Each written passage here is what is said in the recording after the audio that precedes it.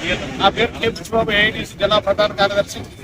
ఈరోజు Vizag steel plant పరిరక్షణ కోసం కార్మిక సంఘాల పిలుపు మేరకు ఏలూరు పాత బస్ స్టాండ్ ధర్నా జరుపుతా ఉంది.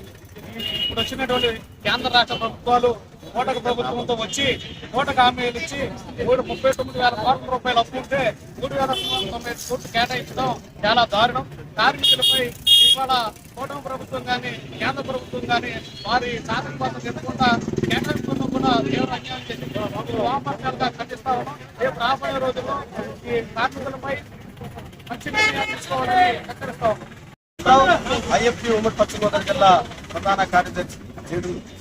ఈ రోజు కేంద్ర కార్మిక సంఘాల పిలుపులో భాగంగా ఏలూరు కేంద్రమైనటువంటి పాత బస్టాండ్ వద్ద ధర్నా కార్యక్రమం చేపట్టాం.